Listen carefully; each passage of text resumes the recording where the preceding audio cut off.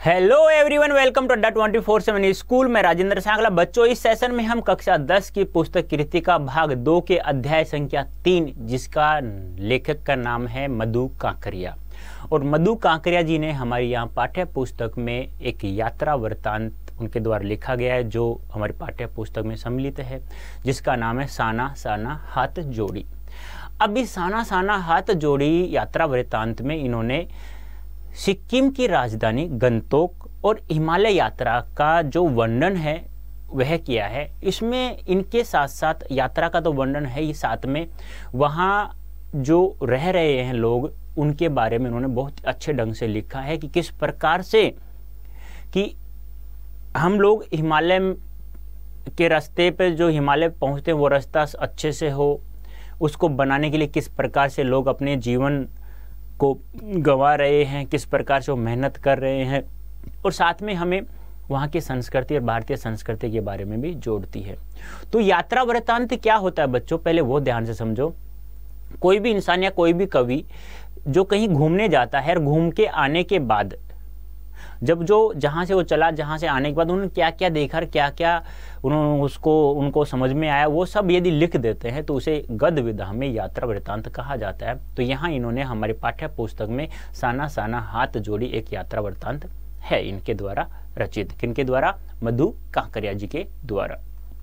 तो बच्चों, इस सेशन में हम लोग क्या पढ़ेंगे? इस सेशन में मधु कांकरिया जी का जीवन परिचय के साथ साथ साना साना हाथ जोड़ी जो यात्रा वृत्तांत लिखा है उसका हम लोग क्या पढ़ेंगे, सारांश भी पढ़ेंगे कि इन्होंने इसमें मुख्य रूप से क्या लिखा है। जैसे सारांश कहते हैं हम संक्षिप्त रूप में कहें, कोई पद्यांश या गद्यांश से पढ़ लेते हैं, फिर पूछ लेता है कि इसका शीर्षक बताइए, तो उसे संक्षेप में छोटे रूप में लिखते हैं। ऐसे ही हमें इस पूरे यात्रा वृत्तांत को संक्षिप्त रूप में पढ़ेंगे। तो अभी मैंने बताया ये गंगटोक जो सिक्किम की राजधानी वो, और यात्रा हिमालय की यात्रा का वर्णन किया है, उसके साथ में भारतीय संस्कृति के साथ भी जोड़ता है। फिर हम पढ़ेंगे उसके बाद नेक्स्ट वीडियो में साना साना हाथ जोड़ी में जो भी मूल यात्रा वृत्तांत मूल जो पाठ है उसे हम लोग पढ़ेंगे, और वह पढ़ने के बाद फिर नेक्स्ट वीडियो हम लोग साना साना हाथ जोड़ी से संबंधित जितने भी अभ्यास प्रश्न है वो हम लोग पढ़ेंगे।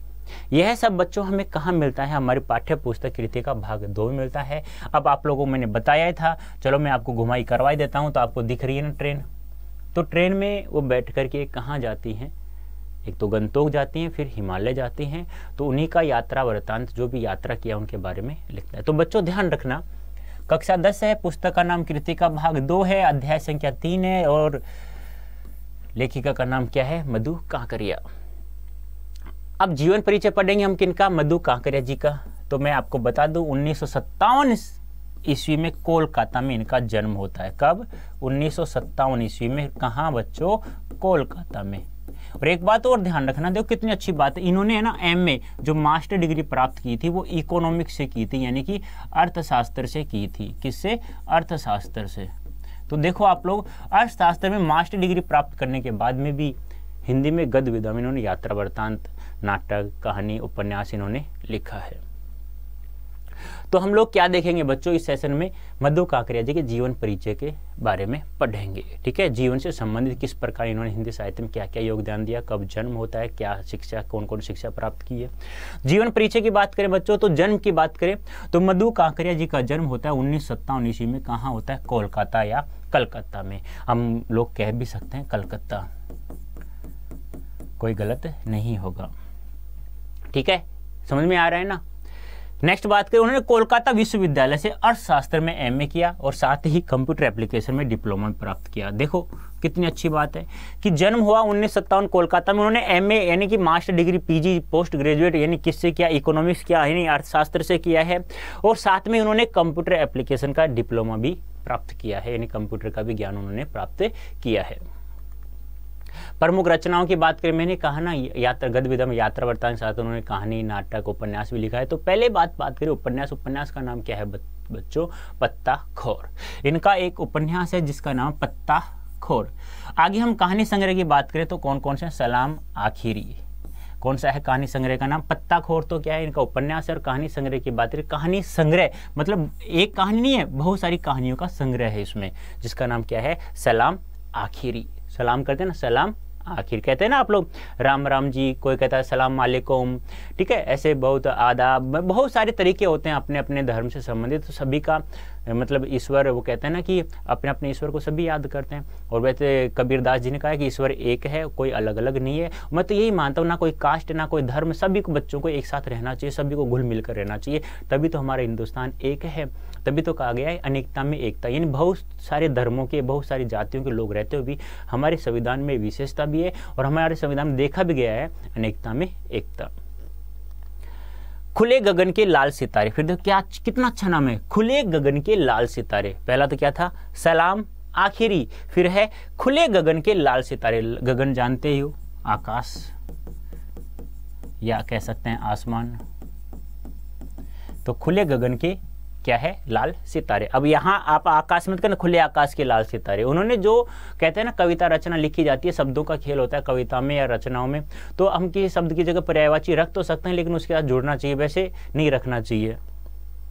बीतते हुए, फिर क्या है, बीतते हुए, यानी कि बीतता जा रहा, आज का दिन बीत गया, कल का बीत गया, ऐसे लिखा है इन्होंने बहुत सारी कहानी संग्रह में। अंत में यीशु, फिर क्या लिखा है इन्होंने, अंत में यीशु। तो ध्यान रखना, उपन्यास का नाम क्या है, पत्ताखोर। कहानी संग्रह का नाम क्या है, सलाम आखिरी, खुले गगन के लाल सितारे, बीतते हुए, और कौन सा है, अंत में यीशु। याद हो गया, अंत में यीशु, बीतते हुए, खुले गगन में लाल सितारे, फिर है सलाम आखिरी। समझ में आ गया। तो कौन कौन से हैं, उपन्यास का नाम क्या है, पत्ताखोर। कहानी संग्रह सलाम आखिरी, फिर है खुले गगन के लाल सितारे, फिर है बीतते हुए, फिर है अंत में यीशु, अंत में यीशु। तो याद करना है बच्चों, इनको ध्यान रखना, इनको याद करना है, सलाम आखिरी, खुले गगन के लाल सितारे, अंत में यीशु, और फिर आता बीतते हुए। ऐसा ही एक उपन्यास पत्ताखोर। अब इन्होंने कहानी संग्रह और उपन्यास ही नहीं लिखा, उन्होंने बहुत सारे क्या लिखे, कई सुंदर क्या लिखे, यात्रा वृत्तांत भी लिखा है। मैंने बताया ना यात्रा वृत्तांत क्या होता है, कि कहीं पर भी घूमने जाओ, फिर आने के बाद घूमकर आओ, तब उसको क्या कर दो, लिपिबद्ध कर दो, लिख दो, उसे यात्रा वृत्तांत कहा जाता है। मधु कांकरिया की रचनाओं में विचार और संवेदना की नवीनता मिलती है, यानी कि मधु कांकरिया जी जो लेखिका है, उनकी रचनाओं में विचार और संवेदना की नवीनता मिलती है, यानी कि इन्होंने नए ढंग से, नई शैली में अपने विचार और अपनी संवेदनाओं को प्रकट किया है। समाज में व्याप्त अनेक ज्वलंत समस्याएं, यानी समाज में व्याप्त, यानी जो समाज में बहुत सारी ज्वलंत, कठिन, भयंकर समस्याएं हैं, जैसे अपसंस्कृति। अप एक उपसर्ग है, संस्कृत का उपसर्ग है, जिसका अर्थ होता है बुरा, जिसका अर्थ होता है हीन, जिसका अर्थ होता है नीच।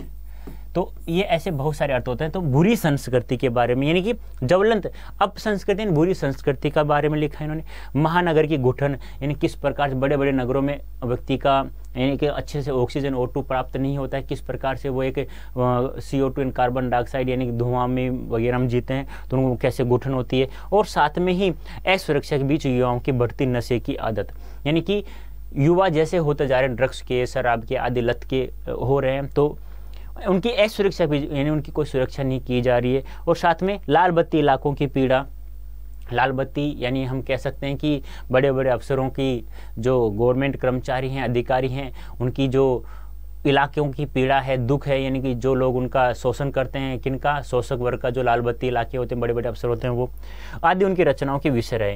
यानी कैसे रहे उनकी रचनाओं के विषय, समाज में भयंकर ज्वलंत समस्या, जैसे बुरी संस्कृति, महानगर की घुटन होगी, असुरक्षा के बीच युवाओं की बढ़ती नशे की आदत होगी, लाल बत्ती इलाकों की पीड़ा होगी, आदि उनके रचनाओं के क्या रहे, विषय रहे।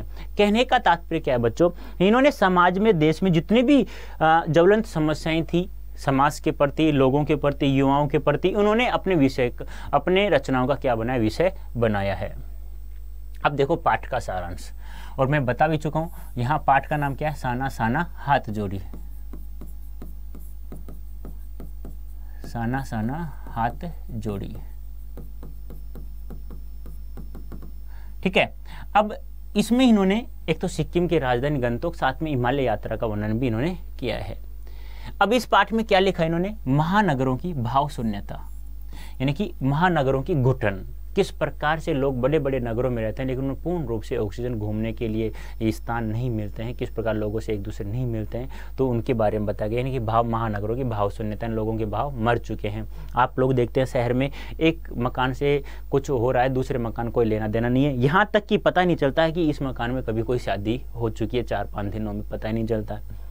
भागम भाग, यानी किस प्रकार से जिंदगी भागम भाग चलती है, लोग भागते रहते हैं, सुबह उठते हैं, शाम को सुबह उठते हैं, नहा धोकर काम पर निकलते, फिर शाम को आते हैं, फिर सुबह चले जाते हैं, फिर शाम को आते हैं, ऐसी जिंदगी चलती है। बोलो आपके अलावा और कोई जिंदगी है क्या? मुझे नहीं लगता। और यंत्रवत जीवन की ऊब होता है खींच जिसे कहते हैं। तो यंत्रवत यानी क्या होता है, आजकल जो जीवन हो गया वो मतलब कहते हैं ना इलेक्ट्रॉनिक्स, आधुनिकता भाव कि ऊब मधु जी को दूर दूर की यात्राओं की ओर ले जाती है। यानी कि महानगरों की भाव शून्यता जब वो देखती हैं लोग किस प्रकार भाग रहे हैं, किस प्रकार भाव शून्य संवेदनहीन हो गए हैं, यंत्रवत जीवन की ऊब मधु जी को दूर दूर यात्राओं की ओर ले जाती है।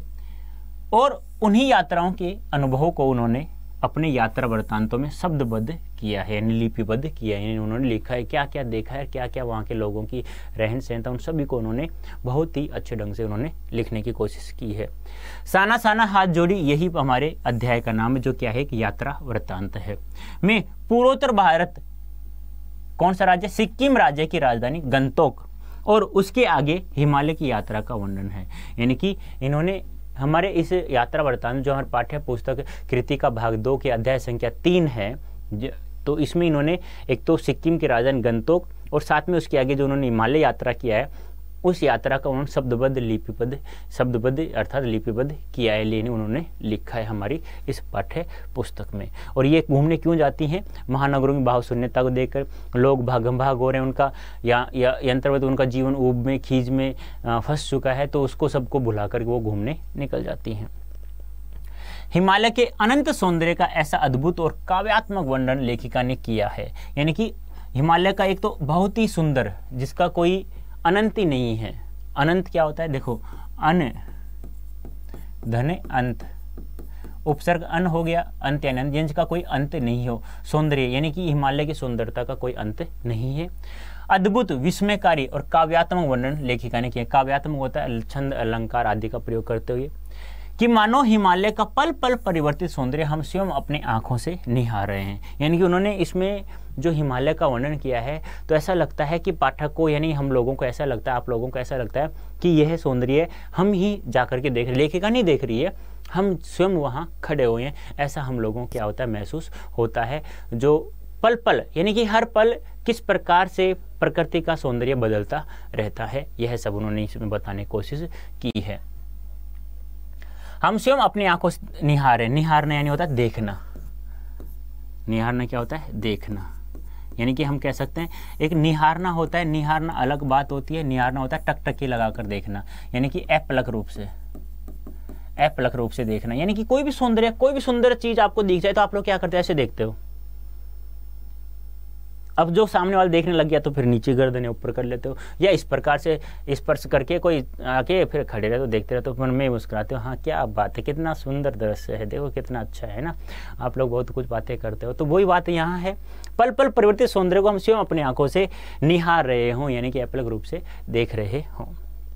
महिला यायावरी की विशिष्टता भी इस यात्रा वृत्तांत में देखी जाती है। यायावरी क्या होता है? जो व्यक्ति एक जगह टिक कर नहीं रहता। यायावरी यानी यात्रा करते रहना, यानी कि एक जगह न रुक कर रहना और यात्राएं करते ही रहना, उसे यायावरी कहा जाता है। तो यहाँ महिला यायावरी की विशिष्टता भी इस यात्रा में देखी जा सकती है। यानी कि आज तक हमने लोगों को, यानी कि पुरुषों को देखा है कि वो यायावरी हैं। आगे सच्चिदानंद हीरानंद वासयान, आगे आपने सुना होगा, बहुत अच्छा नाम के साथ साथ उन्होंने हिंदी साहित्य में बहुत कुछ लिखा है, आप लोग जानते भी हैं।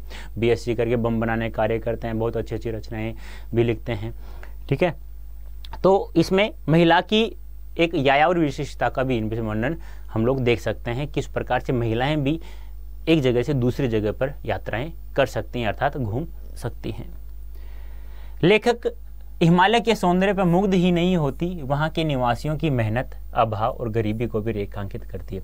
यानी लेखिका हिमालय के सौंदर्य पर मुग्ध ही नहीं होती। ऐसा नहीं है कि उन्होंने हिमालय के पल पल परिवर्तित सौंदर्य को ही हमारे सामने लिखा है, और वहाँ उसके साथ साथ वहाँ के निवासियों, वहाँ के लोगों की मेहनत, अभाव और गरीबी को भी रेखांकित किया है। यानी किस प्रकार से वे लोग मेहनत करने के बावजूद भी 2 समय का खाने के अभाव में जुटे रहते हैं। एक समय खाना मिल गया, कल 2 समय का मिला तो आज 1 का मिला, कोई बात नहीं, कल परसों 2 का मिलेगा।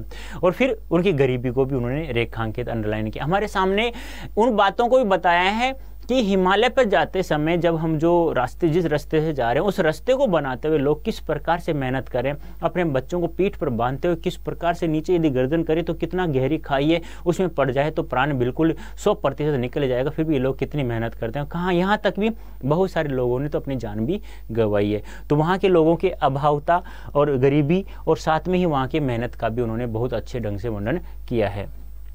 साथ ही यह बताना भी नहीं भूलती कि हिमालय तक पहुंचने के लिए बनाए जाने वाले रास्तों के निर्माण में लोग अपनी जान गंवा चुके हैं। यानी कि जिस हिमालय पर हम लोग बिल्कुल गाड़ी लेकर शांति से चले जाते हैं, आज तक आपने भी नहीं सोचा, हमने भी नहीं सोचा, किसी ने नहीं सोचा कि इन रास्तों को बनाने में बहुत सारे लोगों ने अपनी जान भी गंवा दी है। तो यहां तक का वर्णन भी उन्होंने अपने इस यात्रा वृत्तांत साना साना हाथ जोड़ी में लिखा है। इस पाठ में पीड़ा और सौंदर्य का अद्भुत मेल है। मेल यानी होता है जोड़, समझौता जिसे कह सकते हैं।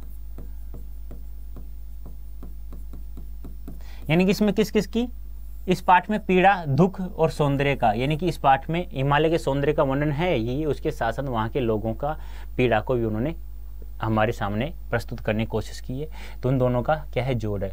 और इसे पढ़कर अकेलेपन और करुण के भाव जागृत होते हैं तथा सृष्टि की समग्रता का एहसास होता है। यानी साथ साथ में अकेलेपन का, दुख के भाव भी जागृत होते हैं। यानी एक तो अकेलापन का भाव भी जागृत होता है और दूसरा दुख का अर्थात करुणा का भाव भी जागृत होता है तथा सृष्टि की समग्रता का एहसास भी होता है और सृष्टि किस प्रकार से समग्र रूप से एक हो रही है इसका भी एहसास हमें होता है। यात्राओं से मनोरंजन, ज्ञानवर्धन एवं अज्ञात स्थलों की जानकारी के साथ साथ भाषा और संस्कृति का आदान प्रदान भी होता है।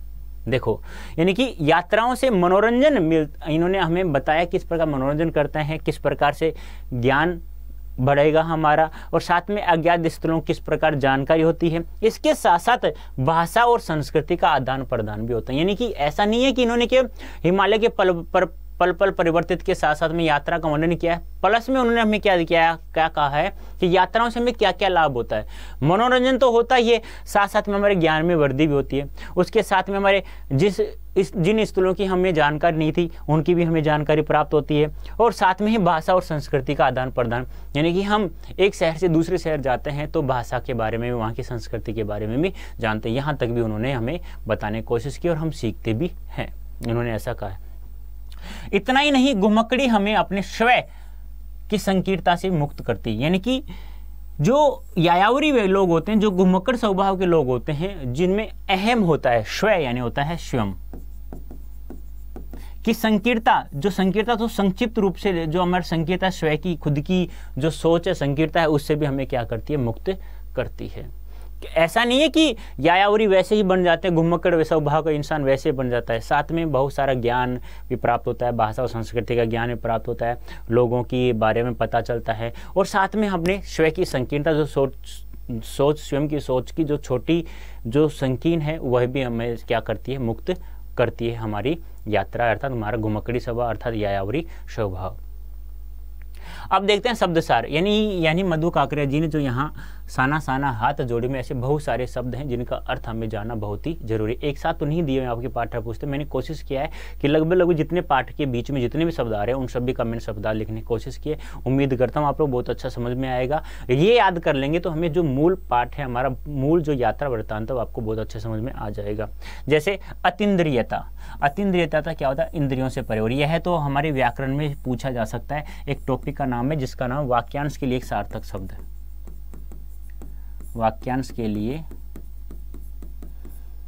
एक सार्थक शब्द आता है ना, आपने सुना होगा।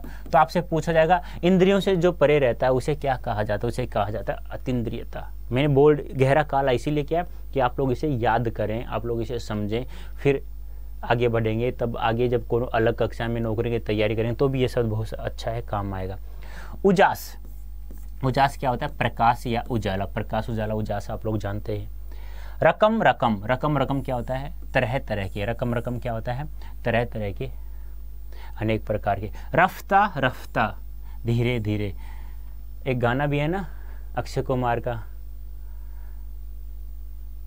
याद हो आ गया होगा, मेरी भावनाएं आप लोग समझ रहे हैं, रफ्ता रफ्ता, है ना। शिद्दत, शिद्दत क्या होता है? तीव्रता, प्रबलता, अधिकता। तो शिद्दत क्या होता है? तीव्रता, प्रबलता, अधिकता। मूंडकी, मूंडकी क्या होता है? सिर, मूंड कहते हैं, तेरो मूंड कहते हैं ना, गांव में कहते हैं तेरो मूंड, यानी तेरो सिर, ऐसे कहते हैं ना। तो अतीन्द्रियता क्या होता है? इंद्रियों से परे। उजास, प्रकाश या उजाला। रकम, रकम, तरह तरह के। रफ्ता रफ्ता, धीरे धीरे। शिद्दत, तीव्रता, प्रबलता या अधिकता। मूंडकी का अर्थ होता है सिर। ठीक है बेटा, आगे देखिए। मशगूल, मशगूल होता है व्यस्त में, यानी कहते हैं ना क्या बात है, दोनों जने देखो कितने बातों में मशगूल हो रहे हैं, व्यस्त हो रहे हैं। अभिशप्त, अभिशप्त होता है सापित या अभियुक्त। अभिशप्त क्या होता है? सापित या अभियुक्त। सरहदों, सरहद होता है सीमा। सरहदों का अर्थ क्या होता है? सीमा। तामसिकताएं क्या होता है? तमोगुण से युक्त या कुटिल। तमोगुण होता है अंधेरा, यानी कि बुरे बुरे गुण। तम यानी होता है अंधेरा। तामसिकताएं क्या होता है? तमोगुण से युक्त या कुटिल या कठोर। वासनाएं, वासनाएं होता है बुरी इच्छाएं। वासनाएं क्या होता है? बुरी इच्छाएं। श्यानी, श्यानी होता है समझदार या चतुर। तो समझ में आ गया। मशगूल क्या होता है? व्यस्त होता है। अभिशप्त, सापित या अभियुक्त। सरहदों, सीमा। तामसिकताएं, तमोगुण से युक्त या कुटिल। वासनाएं, बुरी इच्छाएं। श्यानी, समझदार या चतुर। जन्नत, जन्नत क्या होता है? स्वर्ग। जन्नत क्या होता है? स्वर्ग, यानी तुम्हें जन्नत प्राप्त होगी, स्वर्ग प्राप्त होगा। चेरवेती, चेरवेती, सॉरी चेरवेती तेरवेती, यानी चलते रहो चलते रहो। ठीक है, वैसे चेरवेती चेरवेती होना चाहिए, एक बार आप लोग भी देख लेना। चेरवेती चेरवेती, यानी चलते रहो चलते रहो। वजूद, वजूद होता है अस्तित्व है, यानी कि तुम्हारा वजूद अभी भी बाकी है, तुम्हारा अस्तित्व अभी भी क्या है? बाकी है, इस प्रकार से। ठाटे, ठाटे होता है हाथ में पड़ने वाली गांठें या निशान। ठाटे होता है ना हाथ में पड़ने वाली गांठें, यानी कि हाथ में जैसे आटन होते हैं ना, आटन हो जाते हैं, लेकिन मेरे हाथ में तो नहीं दिख रहे, लेकिन बता देता हूँ, यहाँ ऐसे ऐसे आटन कहीं पे भी हो जाते हैं। पहले थोड़ा सा मतलब एक फोड़ा सा फोला सा हो जाता है पानीदार, फिर गांठें पड़ जाती हैं, कठोर हाथ हो जाते हैं, कहने का तात्पर्य उसे कहा जाता है ठाटे। वेस्ट एंड रिपेइंग क्या होता है? कम लेना और ज़्यादा देना। वेस्ट एंड रिपेइंग क्या होता है? कम लेना और ज़्यादा देना। वर्बीला, वर्बीला होता है बढ़े हुए पेट वाला। वर्बीला क्या होता है? बढ़े हुए पेट वाला। देखो मैंने कुछ को गहरा काला इसलिए किया है, बोल्ड इसलिए किया है कि आप लोगों को वो सब तो याद होना ही चाहिए। जैसे जन्नत, जन्नत होता है स्वर्ग। चेरवेती, चेरवेती क्या होता है? चलते रहो चलते रहो। वजूद होता है अस्तित्व। ठाटे होता है हाथ में पड़ने वाले गांठें या निशान। वेस्ट एंड रिपेइंग क्या होता है? कम लेना और ज़्यादा देना। वर्बीला होता है बढ़े हुए पेट वाला। तो ये ध्यान रखना सबसे ज़्यादा महत्वपूर्ण। वेस्ट एंड रिपेइंग क्या होता है? कम लेना और ज़्यादा देना। वर्बीला बढ़े हुए पेट वाला। ठाटे हाथ में पड़ने वाले गांठें निशान। वजूद अस्तित्व। चेरवेती चेर चलते रहो। जन्नत होता है स्वर्ग। मधीम, मधीम यानी धीमी या हल्की। मधीम धीरे धीरे, हल्की हल्की बारिश हो रही है, ऐसे कहते हैं मधीम, मधीम यानी धीमी या हल्की। ऐसे ही अलाहल, हलाहल क्या होता है? विष या जहर। हलाहल वैसे शराब को बोला जाता है, शराबी, हलाहल या शराब, वैसे विष या जहर लेंगे हम यहाँ। संक्रमण, संक्रमण मतलब मिलन या संयोग। संक्रमण क्या होता है? मिलन या संयोग यानी मिलाना। लेवल, लेवल होता है तल या स्तर। लेवल होता है ना तल या स्तर। सुर्खियों, सुर्खियों चर्चा में आना। सुर्खियों क्या होता है? चर्चा में आना। तो हलाहल विष या जहर, संक्रमण मिलन या संयोग, लेवल तल या स्तर, सुर्खियों चर्चा में आना। गुडुप, गुडुप क्या होता है? निगल लिया। गुडुप क्या होता है? निगल लिया या निगल गया कहते हैं ना। राम रोचो अच्छा है। राम रोचो कहते हैं राम रोचो हूँ, यानी कि अच्छा हूँ।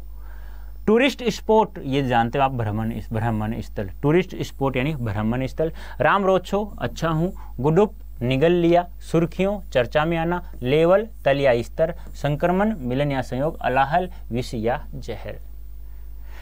तो उम्मीद करता हूँ बच्चों ये था हमारा मधु कांकरिया जी के जीवन परिचय के साथ साथ उनके कुछ शब्दार्थ और सारांश हमने पढ़ा यात्रा वृत्तांत का।